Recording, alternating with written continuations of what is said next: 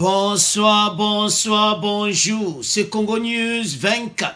Chers téléspectateurs, comme toujours avant de commencer notre émission, nous disons merci à Dieu, nous disons merci à nos chers abonnés et téléspectateurs qui nous suivent partout dans le monde entier et en RDC. Chers téléspectateurs, soyez les bienvenus dans notre émission Otosola Kamasolo Yamboka. Bande Kodanga Fachi Ayindisi. Babezur Mokotamboko Yoka Bolobeza Somo.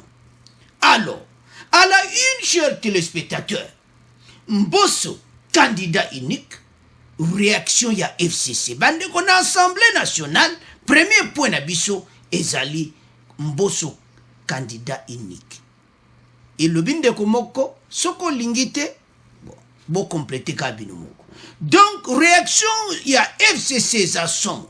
Boko Yoka, réaction ya FCC, ba Tombo Kimabe, les FCC Basiliki. Alors, toko développons ensemble.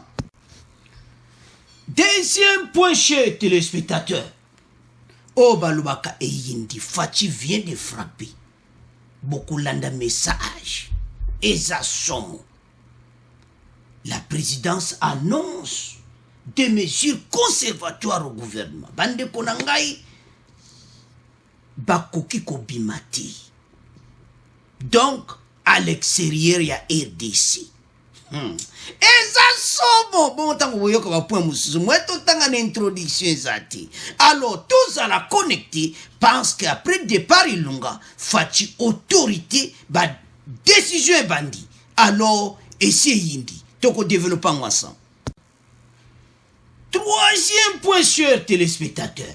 Interview ambassade belge à lobby gouvernement et Salamanoki. Donc, bimina silence. Gouvernement belge ba lobby tambo yo kama kamba lobby donc bazana posa kaka gouvernement donc ma solo ya Ilunga bande konanga eza Somo. Alors, toko développons ensemble. Alors, chers téléspectateurs, chers internautes, tous à la connecter biso banso. Émission na biso e bandi et comme étant oyo biso nyonso to analyser ensemble. Premier point, on va commencer cette émission avec le bureau définitif de l'Assemblée nationale.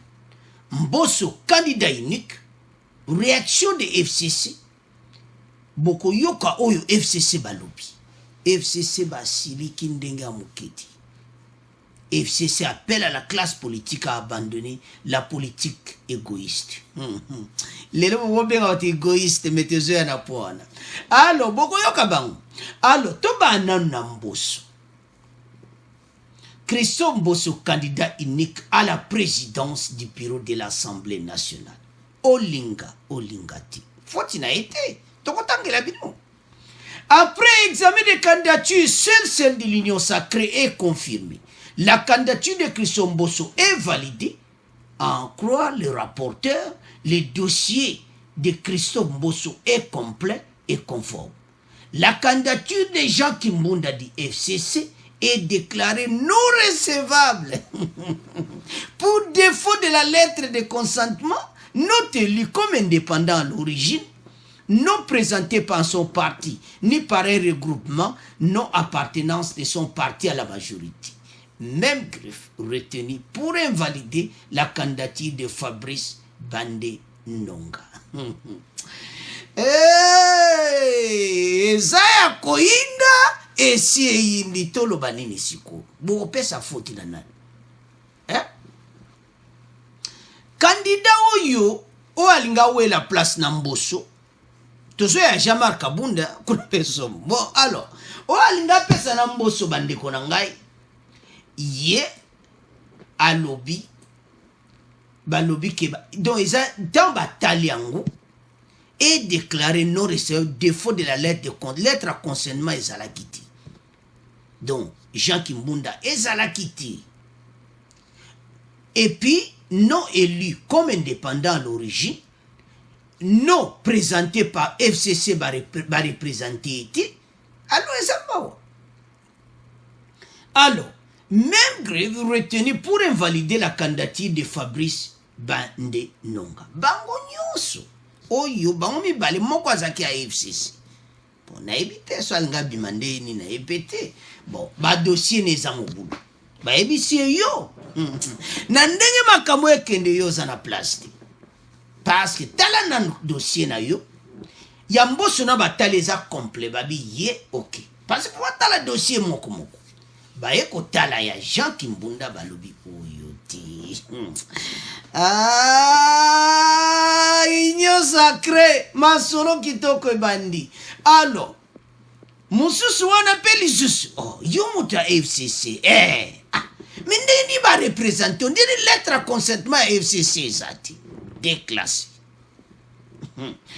ya Fabrice Bandenonga ndenge moko déclassé bandeko somo makambo yango moni FCC batomboki tokoyoka bango na deuxième partie.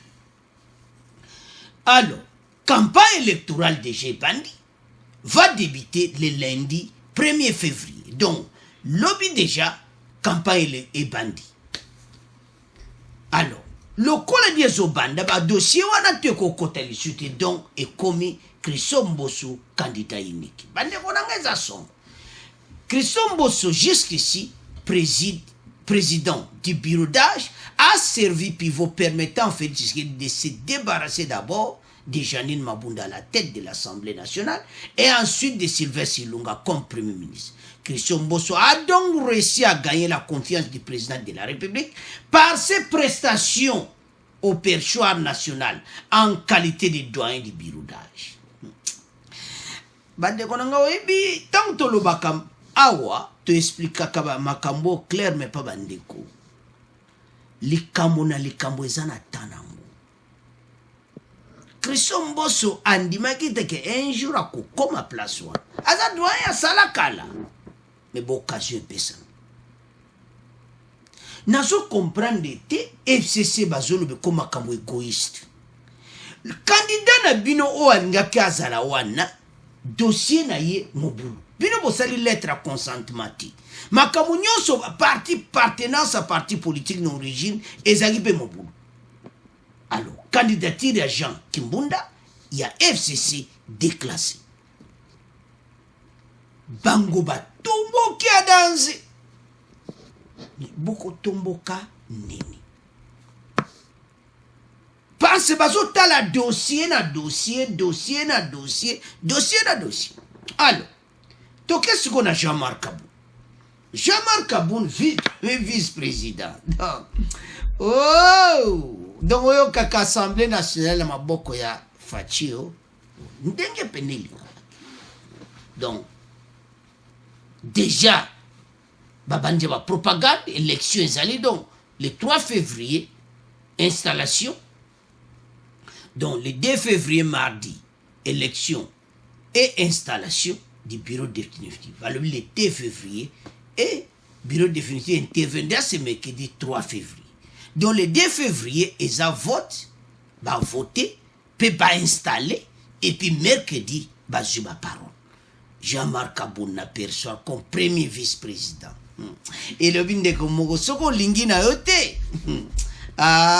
Oh Katissa en tout cas. Bino abonné au bozo matata.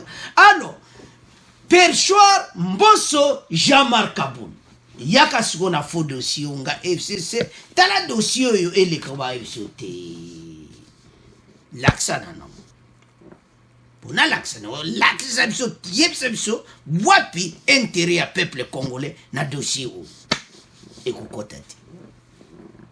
Ba dossier ya ba foi kokotati, vrai dossier ne mte kokota. Bandeko, changement de Jebandi. Ba ministre ba koko bimate, ba dépense et koko ça la dépense. Bandeko ba mesure président, jiboko yo kabiso tiela no be extra, boko yo kapena live en direct de la présidence. Mettez ça en point. Et ça c'est mon émission oyo. Boem sa bandeko ke masolo o ezaliawa. Tango yo kolobi voilà l'union sacrée. Voilà ma comme peuple a lingi. Bandeko, fatidi yazo laksama ke oza ministre o boy na boy. Mais nali ko bepsa point na te. Alors, token de sikoyo na FCC. FCC ba tombo ki mabe, alors Kabila apesi message na bango.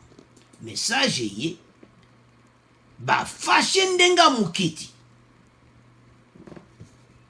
Donc Alain Atundu alobi non, en tout cas bongo toko marché te. Donc bandeko oyo wana elobami bandeko nangai. Les FCC appellent à la classe politique à abandonner la politique d'égoïste. Ah, les lobos comme benga politique égoïste. Mais l'être kabuleka ba poste FCC cash. Bon Dieu ba poste régalien nyonso. Ce que wane zanini égoïste te. Les lobos comme benga ba tout égoïste. Mais bon benga égoïste. Christian Bosso candidat unique. Et ça m'a comme égoïste te. Alors, bango balobi que et comme étant oyo tosoula pour na peuple totika politique égoïste. Ah, les lobos comme on dit ma. Bon, avançons. En tant que communicant du FCC, wana yemtazolo Alain Atundu. Je suis fier d'appartenir à ce village d'irrésistibles Gaulois sous le leadership héroïque du président Kabila. Et qui résiste avec dignité à la ruée vers les intérêts personnels au détriment des convictions idéologiques et du peuple. Aucune idéologie ne peut être vaincue par l'appât de gain ni par la peur des représailles. Autant dire que malgré les défections, les FCC existent et continuent d'exister. Malgré les défections, les FCC existent et continuent d'exister sous la direction de Kabila. Ah. Bango ba pesi message na bango. Alors, avant de avancer, to yoka message à FCC au balobike. FCC appelle la classe politique à abandonner la politique égoïste. Bon, tu évites ce fatia celle égoïste en yani. Toyo kabango, bongo to continue mission na biso. Maintenant que le ciel de rapport entre le FCC et les partis composants semble s'éclaircir, le moment est peut-être venu d'envisager un dialogue positif avec le président Kabila pour mettre fin à la crise politique provoquée par les tops dans le but de saboter l'alliance de gouvernance entre deux dignes fils de la République unis par la passion du Congo. Pendant ce temps, le peuple qui n'entrevoit aucune solution crédible à ses problèmes quotidiens se perd et perd tout espoir. N'est-ce pas le moment d'abandonner la politique d'égo et d'entreprendre un dialogue constructif avec Joseph Kabila? Tous les patriotes, tous ceux qui partagent la passion du Congo doivent travailler pour un Congo plus gouvernable et plus démocratique. Perspective de plus en plus éloignée du fait de la nature fratricide de l'union sacrée de la nation. Alors, chers téléspectateurs, chers internautes, Bissognos Tolandi, c'est le moment d'abandonner la politique d'égo. Bégoïste des Akibana. Les lobos comme lobake, ils ont égoïsme. Mais bino le bozaki na pouvoir, bozo nyokola. Les lobos lobi que peuple, azo mon avis quotidien tisiko clarté. Pendant les 20 ans, pourquoi vous payez peuple en social à ça besoin? Pourquoi les lobos comme kolobake, vous se lamenter de Tolandi wana, que la crise politique provoquée par les tops, donc provoquée par Fachi. Fachi a provoqué jamais une crise politique. Et Zande Bino. Alors, to sala botie bakali. To sala botie bakali. Jango, Fachi a décidé, il n'y aura ni coalition, ni cohabitation. Alors, to komina nzela mususu. FCC ne ba kuma mayele silibango. Bazoye bate loko kusala. Bande konanga bolandi bango mayele sili bango nde bazawana basi bakundaki bango bazoluka nini babima.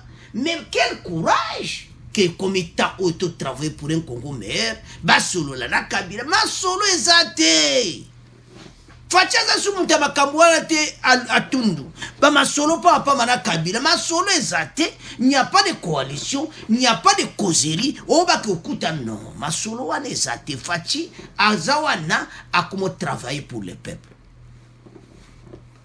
parce que ezala ki so ngasa likambu o ba ke komo non makambo wana ezate. Alors FCC bande ko tolandi bango nde bazana balobi ki bazana bango l'opposition. Alors le comité de travail pour un Congo mais banda kalawana changement un peu de langage mais bozo benga égoïste pour na ba poste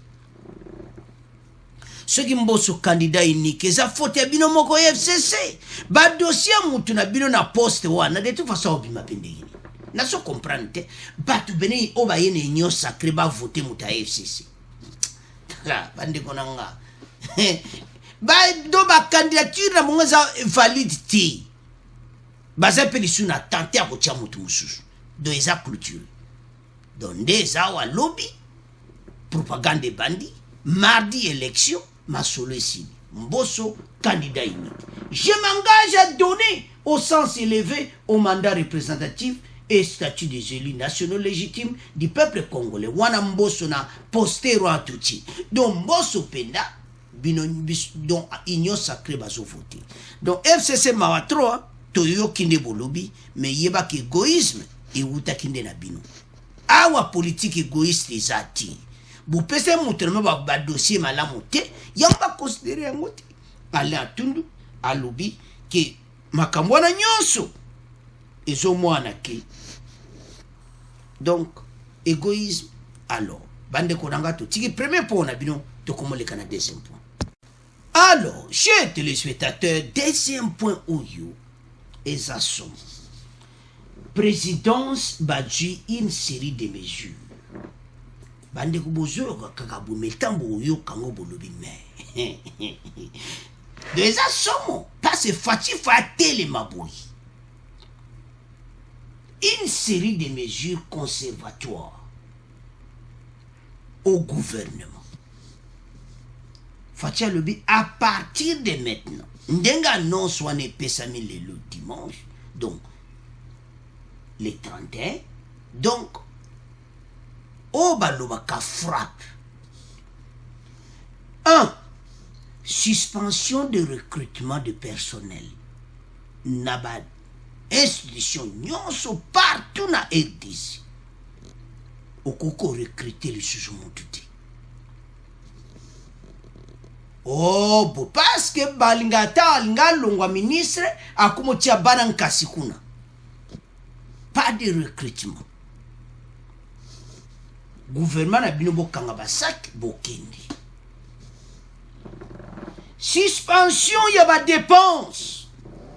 Okoki ko dépenser le chota mbongo mon côté sauf salaire aux ofuta bateau bazawana sans ko baksa batu musu na kati ya ba département onga ministre bu finance onga ministre bu mutu mote puis ministre finance akoki lisu ko sala décaissement ta mon côté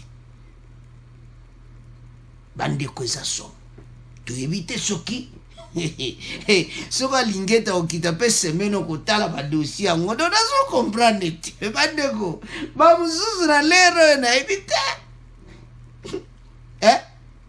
parce que interdiction de voyager à l'extérieur de la RDC.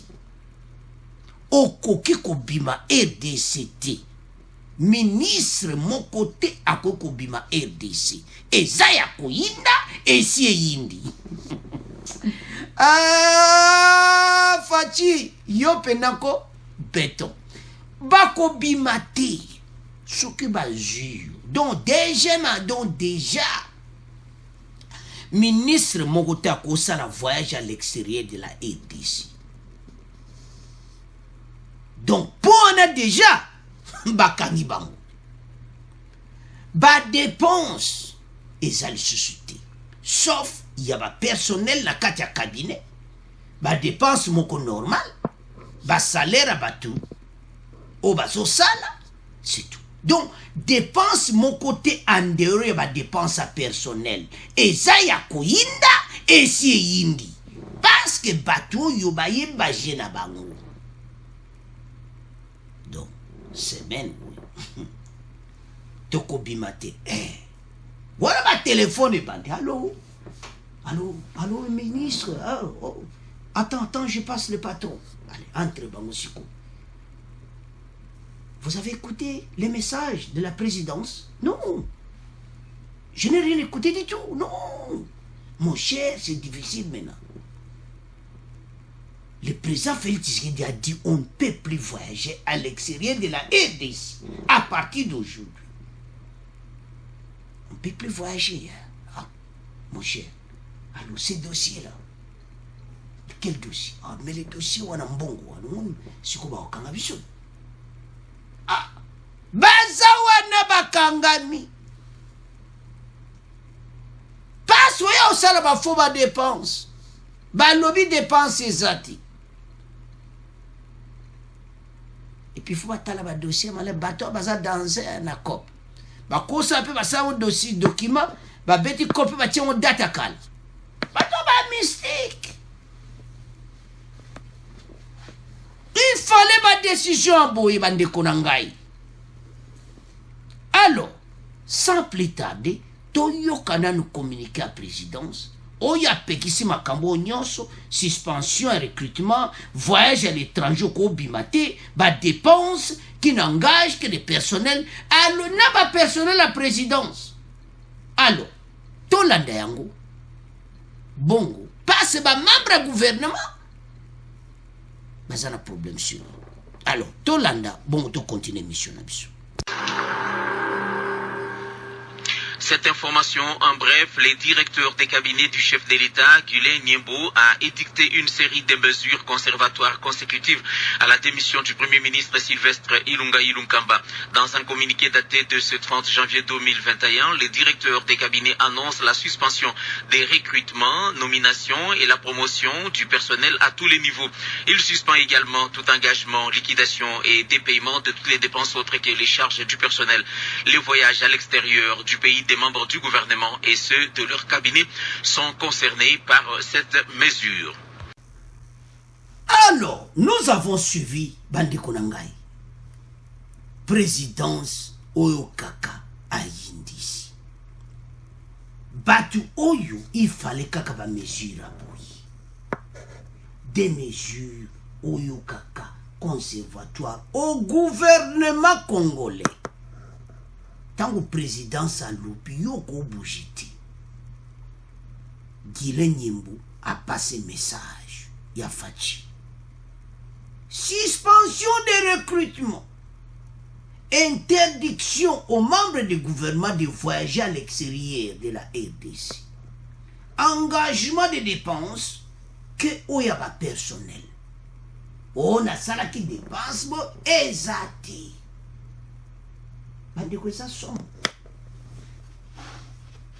Donc, tant que Fatia Djoa Mejira ne pas se battre, Bazako Bébissa. Ba yebi que il est au longo de gouvernement, ba bandi kosasa. Tolo ba kangwa. Bon, que ba kamba commentaire bo pesaka, présidence à Yokaka.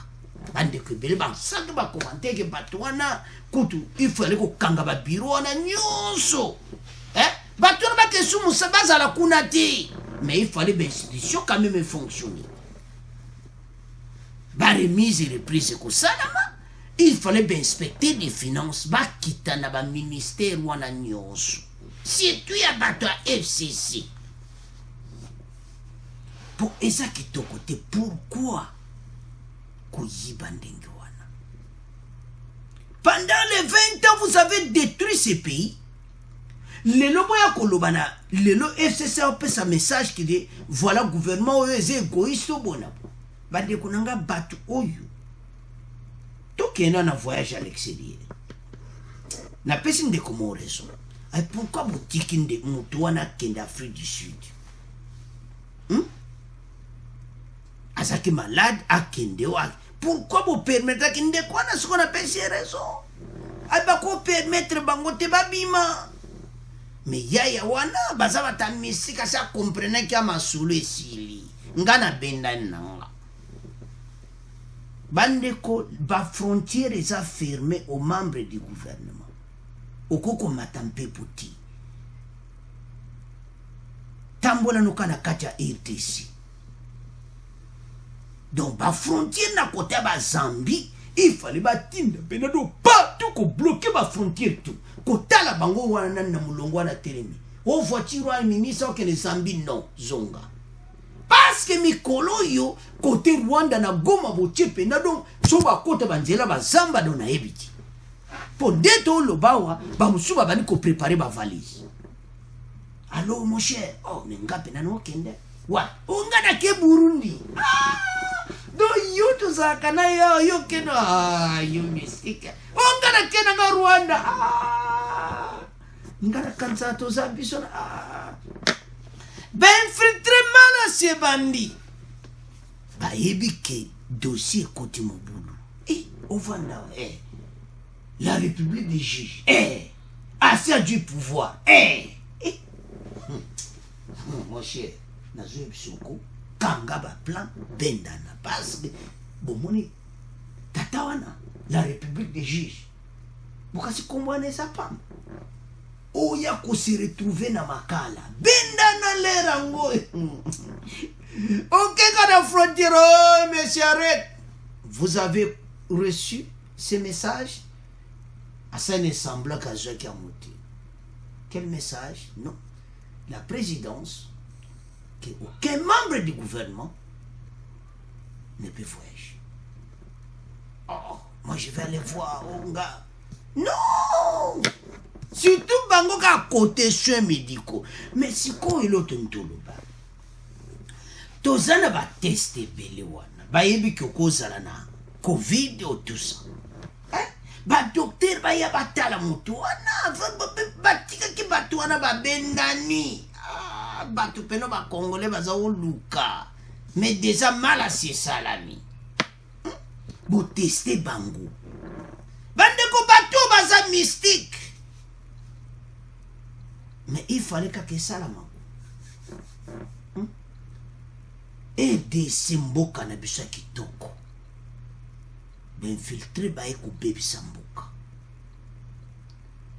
ba mesure ekoi ezaki soya ba congolais ndeko mwa lobi bato bolukwa bazolongwa bako banda koyiba alors il fallait kokanga ba ministère wana ou bien donc parce ba dossier za kuna bande kuna ngai ba musuba lero bazako sur le bayoka koko bima na étranger te babia biso esila pena biso bakangi biso do mala sieza kobana tolobaki na kamera ozoregete pamba bamasa bazoyebele po bakokima te frontière bakangi mpo na bango fati alobi membre ya gouvernement moko te akoki kobima à l'extérieur ya RDC. Ce message aux membres du gouvernement donc concernés ezala na présidence albi partout ko bimate bandeko o balobaka frappe sikoyo totana no point moko totana engagement de dépenses bato na ebate ba dépenses bon ba salaka pourquoi ba dépenses ezaka ba millions ba 50 ba 100 000 pourquoi ba dépense minene sala bakana ba ministre na biso okoko 1 million ekenaki na makambo bato vraiment monaka 1 million de dollars on dit do bakwa ko zongo donc nzambi bato basakane na mbongo EPC mais ndeko na ngai ozolanda émission écomitant mboka ebandi ko changer fatia nga pesa priorité pa na biso peuple balobi na bango na kati ya baministère plus de recrutement badepense ezaka bamembre personnel oyo baza na kati wana bamesure soki koeza mpasi badepense ya bambongo en vrac ekometant oyo masolo na bango esili alo bandeko na nga totiki deuxième point na bino tokomoleka na troisième point oyo ambassadeur ya Belgique apesi interview na ye. Alors bandeko na ngai tokomi na point na biso oya suka interview ambassadeur à Belgique à Pesaki na RDC kaka moi extrait to zwaki pas interview en moi moulaimi na makambo bazo sala na RDC bango baza ko travailler ko aider office de route et partout pour le moment baza na Kisangani baza ko aider office de route alors batuna ki bango question pour la situation politique actuelle. Alors, bango bazo sengete gouvernement Salamanoki. Oui. Baza raison, ba yibi patouana na liboso. Gouvernement Salamanoki. Parce que balobi c'est le moment de prendre les taureaux par les cornes. Makambo tout leki. Et comme temps oyo fachi à Salamasolo, rapide. L'ambassadeur du Royaume de Belgique, Njo Indikou, dit prendre acte de la démission du Premier ministre Ilunga Ilunkambo. Il espère qu'un nouveau gouvernement sera rapidement formé afin d'entreprendre différentes réformes dont le pays a besoin actuellement. Il a déclaré à la presse le 29 janvier à Kisangani, en marche de la visite qu'il a effectuée au chantier naval de l'office de route. Bango baza ko aider l'office de route pour la banzela bango ba aider zebele mais to ebi bango bien baza bat oyo ba participer na makambo etikala ba souvenir na katamboka na biso oyo to yebi ya mabe zepe bele donc tout ça mais ba bango en tout cas ba sengi était fachi à ça le gouvernement rapide. Pourquoi? Parce que dans le moment où tu es dans la situation où tu es, mais de toute façon, il faut que tu mesure déjà de tout ça dans des impôts et tu vas te faire des micro, dépenses. Parce que Maël n'a pas baisé. Mais l'ambassadeur a dit ba nommé gouvernement rapide pourquoi parce que tant de perdre rebelle na RDC pays benetikalisima bandeko nanga pays tikalisima na ma niveau belé donc 2 ans moko perdu de Fatifa du gouvernement rapide j'en suis sûr à Zozela Mbosso mardi donc parce que mardi, on nommé déjà président de l'Assemblée nationale. Déjà, on a Christian Mbosso. Elle passe à candidat unique. Abimi. Et maintenant, a nommé premier ministre. Masole Tambo. Donc, mardi, déjà, Masole Tambo. Parce que Fachi, bientôt, que l'Union africaine, avant nous allons, Kobima, Kokelena, siège de l'Union africaine, na Éthiopie, Kozonga, donc, à cause de la vraiment trouble. Alors, et ça, c'est vraiment que le gouvernement Bimano qui n'est ambassadeur belge à l'obi. Bango, en tout cas, baza bâtiment, il fallait contribuer en plus dans Boka. Parce que Bango, monsieur do pesa mo wa faute à osaka na makambo salama. Mais et comme étant oyo, ba le bito zo malamu, comme beto boka. Mais oyo pena que gouvernement ça manoki ezaïro. Alors, sans plus tarder, tout yo ambassadeur belge, Joe Kindikou, bon, to continue mission là. Monsieur l'ambassadeur du Royaume de Belgique en RDC, bonjour. Bonjour. Vos partenaires sollicitent un peu plus d'intervention, un peu plus d'appui pour faire face aux différentes difficultés qu'ils éprouvent. C'est le cas tout à l'heure, d'ailleurs, avec le directeur de l'Office des routes.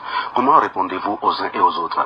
C'est-à-dire que nous sommes évidemment ouverts à étudier toutes les propositions. Il y a beaucoup de propositions, mais alors c'est également dans le cadre et les axes de priorité que nous développons à Kinshasa, que nous allons étudier tous ces projets pour savoir quels seront les différents projets qui seront repris dans le cadre du prochain programme que nous allons mettre en route. Je crois également il est important qu'il s'agit d'une négociation décentralisée. C'est pas que tout est discuté et décidé à Kinshasa, mais également qu'il y a grâce à un travail qui se fait au niveau des provinces, au niveau de la situation, qui ont la meilleure connaissance de la situation locale et des besoins locaux, qu'on puisse à ce moment-là étudier et voir de quelle manière nous pouvons également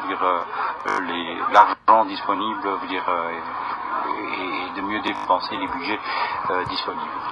Une dernière question, monsieur l'ambassadeur, c'est sur la situation politique actuelle du pays, avec des changements au niveau de l'Assemblée provinciale et même au niveau de la primature. Quelle lecture faites-vous de cette situation? C'est-à-dire, c'est une situation spécifique qui est intervenue actuellement. À Kinshasa, j'ai eu des entretiens avec quasi tous les acteurs de ce qui s'est passé. Nous prenons évidemment acte de la démission du Premier ministre suite vers la motion de défiance qui lui a été adressée, et on espère que avec la dynamique actuelle qui s'est mise en place après les consultations par le président chef de l'État, que on puisse maintenant arriver à la formation rapide d'un gouvernement qui puisse prendre le taureau par les cornes et travailler aux réformes dans ce pays a tellement besoin. Monsieur l'ambassadeur, merci. C'est moi qui vous remercie. Alors, chers internautes, qu'il fallait faire vite, un nouveau gouvernement s'est rapidement formé, et ça la manouki, pour la réforme, où il fallait zanango makamibela zanango to loba qui fallait likina ba union sacrée doba, bango base Hollanda yango. Ah, batoyo bazai pena ko Hollanda de union sacrée, ba réforme et tout ça, teo comme un point. Alors, expression, prendre les taureaux par les cornes et comme étant. Oh, nous sommes querer les leki. Et comme étant pena fati, asalama sou. Gouvernement et vanda, mboka et kende libus. Doba belge, ba le bina bango bien. Donc, kakana pona, doba zakpe ko sunga partout. Parce que ça va chantier na Kisangani, chantier naval, il y a office de route et pas ça là qui coûte talent de bazo bon ça, tout ça. Alors, bande konangai, parlons un peu de la Belgique. Namakambo yo tout où il est qui, bango ba yebi très bien. Yayawana ba yebi très bien. Yemei ba yebi très bien de makamuna bango tout pendant les 20 ans.